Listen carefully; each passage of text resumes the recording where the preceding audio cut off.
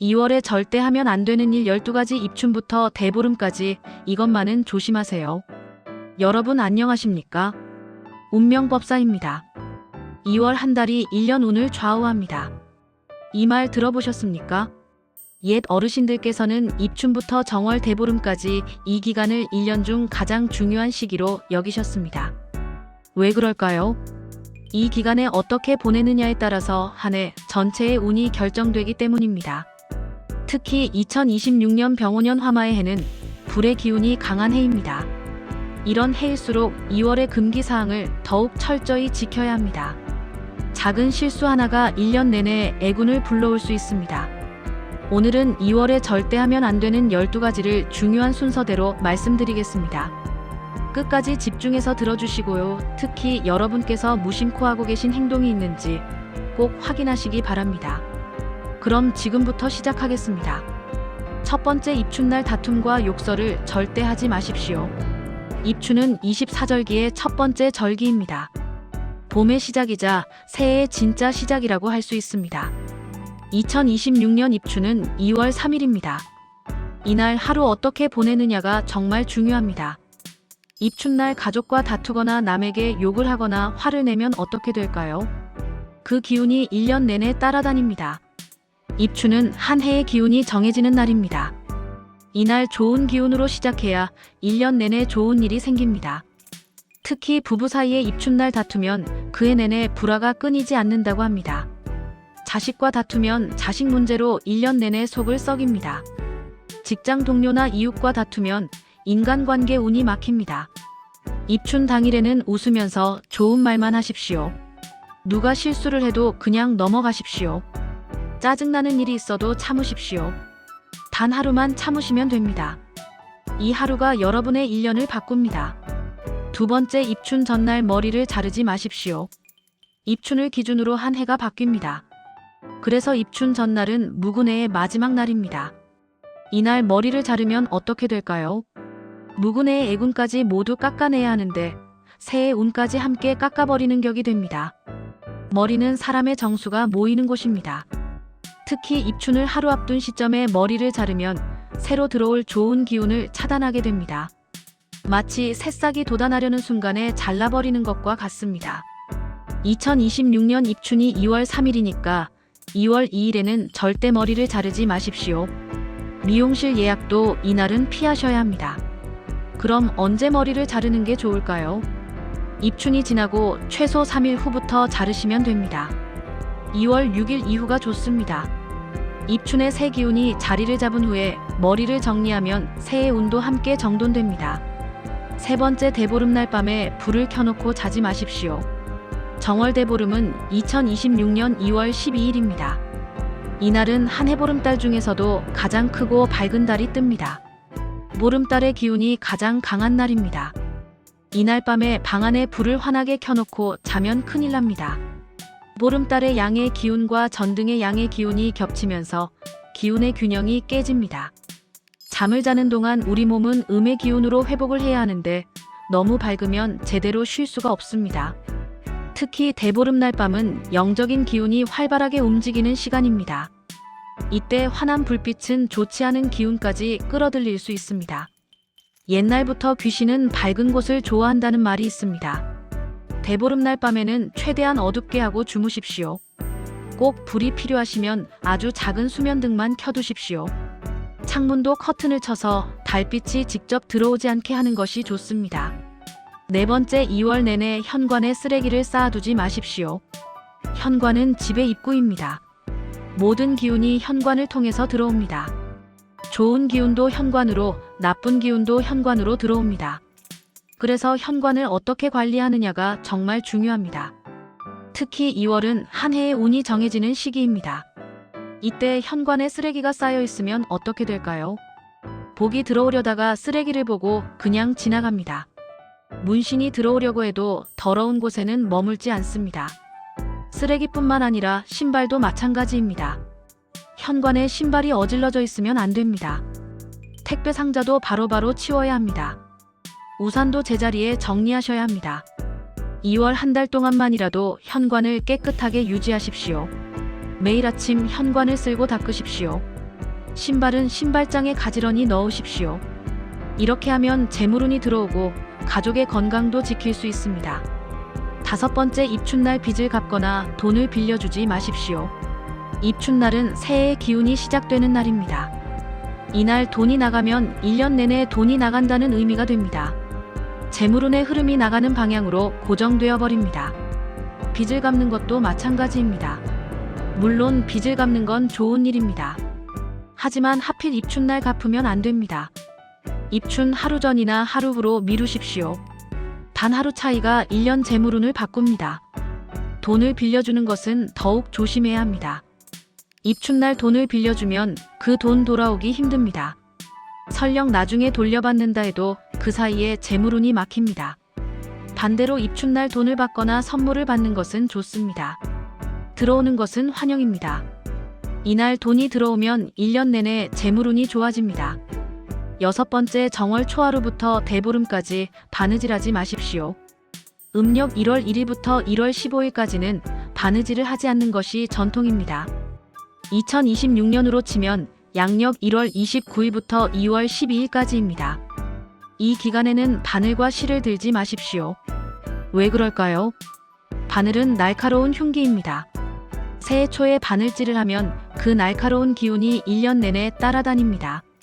가족 간에 다툼이 생기고 날카로운 말로 서로 상처를 줍니다. 특히 옷을 꿰매거나 단추를 다는 일도 피해야 합니다. 정급한 경우에는 대보름이 지나고 하십시오. 옛날 어르신들은 이 기간에 바느질하면 자식이 다친다고 믿으셨습니다. 또 실을 자르는 행위도 좋지 않습니다. 실을 자르면 인연의 끈이 끊어진다는 의미가 있습니다. 대보름이 지날 때까지는 바느질 도구를 치워두시는 것이 가장 좋습니다.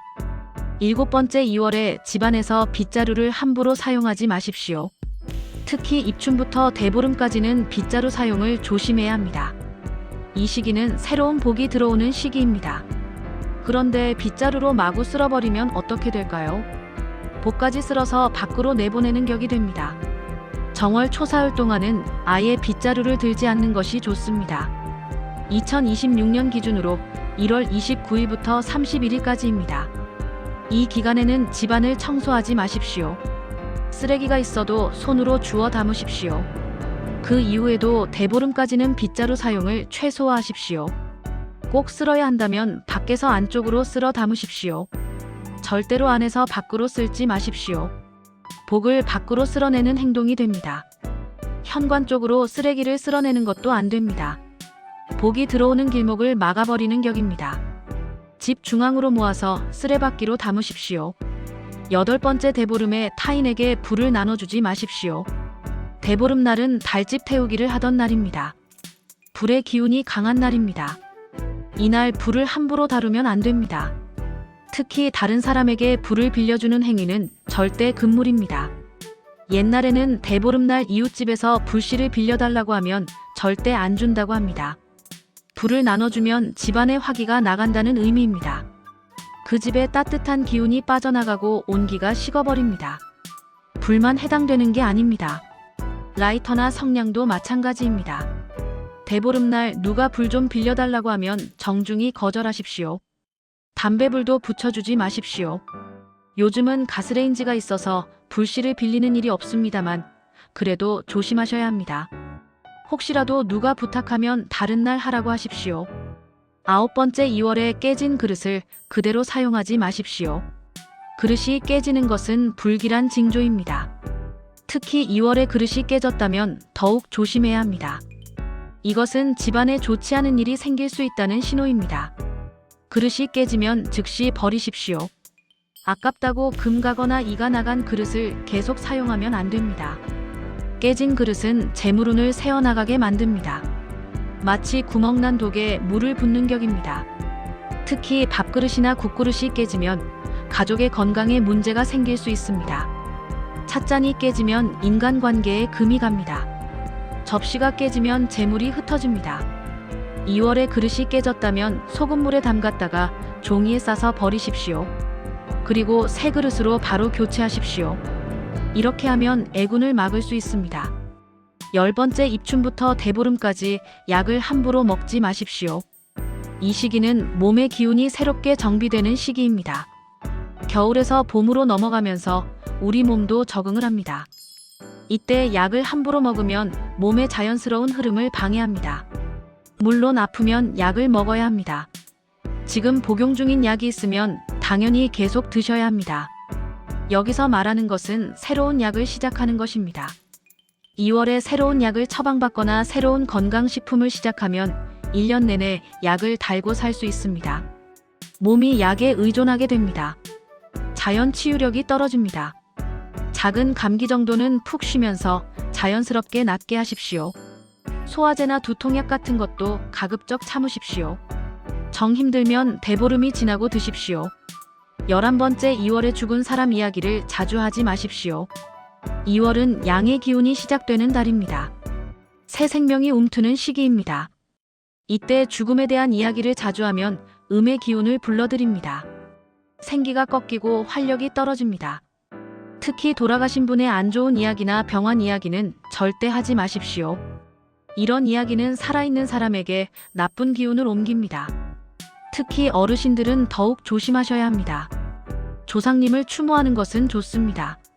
하지만 슬픈 이야기나 비통한 이야기는 삼가십시오. 좋았던 추억만 이야기하십시오. 밝고 긍정적인 말만 하십시오.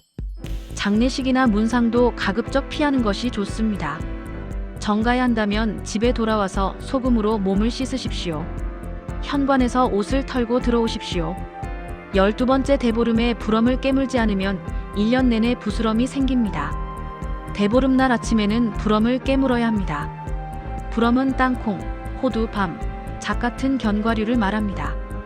이것을 깨물면서 한 해의 부스럼을 막습니다. 불엄을 깨물 때는 이렇게 말합니다. 내 더위 사가라. 이렇게 3번 외치고 불엄을 깨물어야 합니다. 이렇게 하면 1년 내내 피부병과 종기가 생기지 않습니다. 불엄은 아침 일찍 먹어야 효과가 있습니다. 해가 뜨기 전에 먹는 것이 가장 좋습니다. 늦어도 아침 식사 전에는 먹어야 합니다. 점심 이후에 먹으면 효과가 없습니다.